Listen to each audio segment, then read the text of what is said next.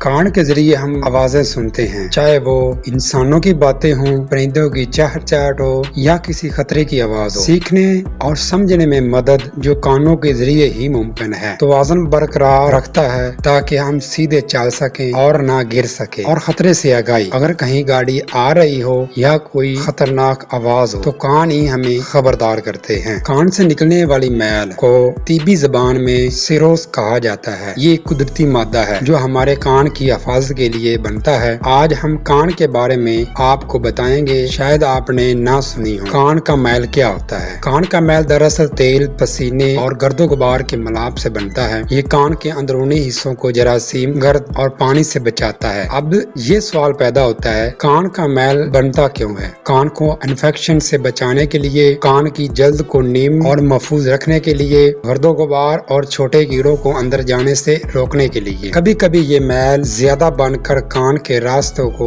بند کر دیتا ہے، جس سے کافی مسائل ہو سکتے ہیں۔ آواز دھاندلی سنائی دینا، کان میں دباؤ محسوس ہونا، کان میں گھن گھن کی آواز، ہلکا درد ہونا یا خارش ہونی، کبھی کبھار چکر آنا۔ کان میں میل زیادہ بننے کی وجوہات: قدرتی طور پر زیادہ غدود ہونا، کچھ لوگوں کے کانوں میں غدود زیادہ افعال ہوتے ہیں، یہ زیادہ تیل بناتے ہیں جس سے میل بھی زیادہ بنتا ہے۔ یہ فطرتی بات ہے، بیماری نہیں ہے۔ کان میں بار بار چیز ڈالنا، کان میں تیلی، پینسل، ماچس یا کوئی چابی وغیرہ ڈالنے سے میل اندر کی طرف چلا جاتا ہے، اس سے میل جم جاتا ہے اور مزید بنتا ہے۔ یہ سب سے عام غلطی ہے۔ صفائی کا غلط طریقہ: بعض لوگ بار بار کانوں کی صفائی کرتے ہیں، حالانکہ ایسا کرنے سے قدرتی توازن خراب ہو جاتا ہے اور جسم مزید میل بنانے لگتا ہے تاکہ کان محفوظ رہے۔ گرد آلودہ ماحول: اگر آپ کا کام یا رہائش ایسی جگہ ہو جہاں گرد، دھواں یا دھول زیادہ ہو، جیسے پولٹری فارم، ورک شاپ یا فیکٹری، تو کان زیادہ میل بناتا ہے تاکہ